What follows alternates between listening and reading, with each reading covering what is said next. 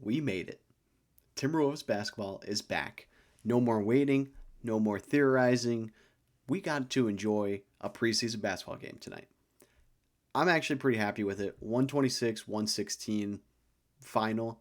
Um, we were without Randall and Conley and Ant. Don't know why there was no Ant or Randall. That was never really said. Conley, it was like obviously he's like 40 years old. There's no reason for him to be playing in the playoffs and risking getting tired or injured. That being said, four of the starters only played 12 minutes in the game, with Rob playing about 23. Yeah, so the starters were Jaden, Rudy, Nas, Dante, and Rob. Honestly, the squad went out there and they played hot. Um, Nas came out and put 10 up right away. Dante put up 8. Oh, by the way, Nas shot 4 for 6, 2 for 2 from 3. Can't complain there. Jaden put up 9, 1 for 1 from 3, 3 for 4 otherwise. Like, it was insane. But, I mean, Rob showed progression in this game. I know it's just preseason, but he showed progression. Um, 23 minutes. Shooting was not still there. It's 3 for 10, 1 for 4 from 3. But 9 assists. That's what we're looking for from him. He is able to swing the rock like no one else. It's crazy. I'm 7 points too. Not that bad. Um, I'm really looking forward to seeing what he can do going forward in the assist game. He was setting up everyone so well. We'll get to it, but Baron J was incredible alongside him. Scoring leader for the game was Bones Highland at 18 points, played 22 minutes. Right behind him was Baron J. Actually, right behind second. I did not notice. Second leading scorer for them tonight was Johnny Juzang. So he's trying to make a team. Behind him was Baron J at 14. So we had four guys in triple digits tonight, and we played everyone that we brought. The Nuggets, I mean, we still let them put up 116, but at the end of the day, it doesn't really matter. Um, and they had everyone starting for 15 minutes at least. I know they kind of have a new core with just switching MPJ for Cam Johnson, but Cam Johnson did not look good. 1 for 3, 0 for 2, 2 points. Not what you want to see from the guy you just traded to be a shooter. I know it's just a preseason game, so I'm not going to overreact in any way about how the Nuggets are going to look. But I'm really, really happy. Oh, we had five guys in double digits. I missed Terrence Shannon Jr. having 11. But we look great as a team. We look incredible. I've got no notes on the bad side for anyone. Like, even Rudy in the 12 minutes he played looked good. Jaden was there. Dante, obviously 12 minutes, but 6 assists in those 12 minutes and 8 points. He's back. He's going to find consistency this year, I feel. Um, Even like the guys like Rocco. Rocco still put up 9 points, and he only fouled twice, 8 rebounds, five of those being on offense, and three of those being on defense. That's the type of stuff that's going to let him make a full time roster with us. Is if he's able to come in and help elevate us. Like, we were horrible on offensive rebounds. For him to grab five in a preseason game says a lot about the type of player he can be for us. And I think that makes a good fit for him then. I was a little worried about how he might crack into the lineup, but two-way player this year. I would expect next year he probably gets a full-time deal if he shows the right progression. Otherwise, he might just be a two-way guy for a couple of years until that kind of shows. Because I believe he's not that old.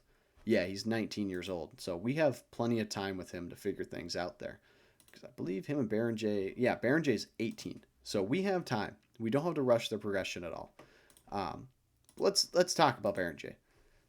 He's going to be a problem, guys. He is going to be a problem. He is so freakishly athletic on both ends of the court. His defense is like, it's a young center. Obviously, he's going to make mistakes out there. There's a couple silly little fouls that happened to him, along with like he had to be on Jokic a couple times, and the guy's going to take your lunch money. Especially, it was good to see him play against a center who is as big as him, like height wise, but Jokic is probably twice his weight. Joking, but once we get some like, you remember how Giannis came into the league and he was skinny as all, and then they got him in training and they could put some weight on him. once we get that on Berenjay and he's not 18 years old, by the time he's like 21, I'm expecting him to be full massed out. If we could get him looking like Rudy sized or even a little more muscle, he's going to be an absolute problem. He is athletic. He's young, obviously. Like, he is everything that we are hoping him to be. So I'm sorry for hating that pick because I did. I was not a fan of drafting him when there's other guys on the board I liked more, or just trading the pick and getting someone we know who's going to be capable of cracking the lineup. Berenjay is great. He's going to be a great backup center for us this year. I can't wait to see how he develops alongside Rudy and the rest of the team. I'm expecting by the end of the season, Berenjay is going to be a lot bigger. Also, one other thing, the announcers, no, I don't think anyone knows how to say his name. It's going to be a problem all year. They kept calling him John B. Ringer. Then they changed it to Behringer. That was the next one they went to. Um, all over the place. I think we need an actual pronunciation guide. Everything I heard was Berenjay. I believe at the draft, that's how they said it was Berenjay, was Jean Berenjay. I'm going to roll with it until someone tells me otherwise, either in the comments or outside of online. But I am very happy with how he looks. And honestly, the rest of the bench, especially guys like Bones Highland, I think Bones Highland is going to see a lot of minutes. From what I'm kind of telling, is that we're going to be playing probably 10 guys this year. I think last year we hovered around 8 getting consistent minutes. I think it's going to be closer to 10 because we feel more trust in our team. Because, I mean, we're going to have our starters. We know those 5. Then off the bench, we're going to have Nas, Rob, um, Bones, I think, is going to get a lot of minutes. TSJ, Baron J, I'm expecting. And then that leaves Terrence, or not Terrence, Jalen Clark, just kind of out there as the 11 man. So we're gonna have to figure it out because Bones Highland he's back. Like, he is the Bones Highland that everyone was like, yeah, this guy could be something. He shot 5 for 8, 3 for 4 from 3, attempted 6 free throws, missed one of them. Just kind of did it all tonight. Put up 18 points in 22 minutes. Like, he's proving that he deserves an NBA roster spot, whether that's with us or another team. That's to be determined. But I really liked what I saw from him. I think he is a great number 3 guard. I don't think he's going to pass Rob in the depth chart there unless we decide that Rob is just too young still, and it makes more sense to just let Bones be this backup to Conley at that position. I don't know, and I forgot him. So I guess we're realistically 12 men deep, but I really liked what I saw from Bones Highland. Um, Very excited to see what he can do for this team. It's been a while since he's been talked about in this way.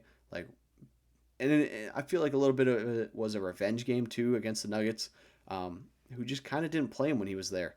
Like, he had an opportunity to play there for a little bit, and it's what got hype around his name. And then they just traded him away to the Clippers and never looked back. And the Clippers are an absolute mess who never tried to develop him and ended up just cutting him. And, he's sunk around in the G League for us last year a little bit. And that's all he's done since then, really. But I'm excited. I think he's going to have a great year for us. Probably nothing crazy. Probably like 10 to 12 points a game. Nice little bench presence, though. Coming in and getting his when it's time to. But that brings me to my last kind of point here. After watching the first game, we have so much bench depth. If something were to happen to someone, I am not concerned anymore. I'm not. Like, we're going to be capable.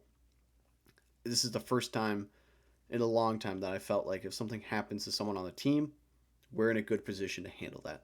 Um, you know, the guard positions, we have now Bones and TSJ and even Clark and Johnny Juzang, Dante. Like, if something happens in some way, there's 6 or 7 guys who can slide up nicely and at least fill the void until they're back.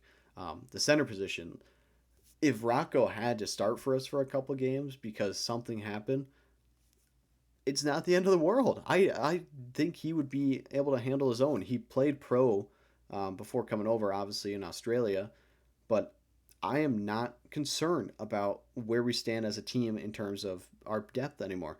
I thought this whole time we were going to get another maybe another guard or something to help fill a void in just kind of the veteran presence. But it seems like we're going to rely heavier on this rookie presence, this young guy presence, this go get yours mentality, which Chris Finch is known for. But I wasn't expecting it in this force. Like we look good through one preseason. I'm probably going to eat these words, and you're going to hear me curse out the team the next time we talk because they lost by 20 in the preseason. But I'm trying not to overreact. I'm trying to look at stats and look at what we've got, and we have a good squad. I'm very excited after one game. Incredible game. Also, San Diego missed having a basketball team there. We got to put the Clippers back or give them another team. But that's all. Those are my main takeaways from the game and all that stuff. Go ahead and comment down what you took away from this game if you watched it. It was really fun. I had a good time watching it. The blue jerseys do not look nice. Those need to go. That's my one other takeaway, actually. Yeah, I'm sick of them. I am. I thought about it. They're too dark.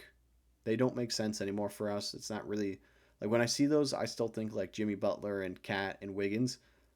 This is a new team. We gotta come up with something new. It's got to be modern. It's got to be fresh. So let's fix that next year. But we're just gonna play in them. We're barely gonna play in them. We're playing 21 games in the black tree jerseys. We haven't even shown off our city editions yet. We have to assume those are gonna be played at least 10 times. That's 30. Then away games, you're gonna get more of the white jersey in there probably, but who knows because NBA teams don't wear white and blue or whatever is their home color. Like, you know what I mean?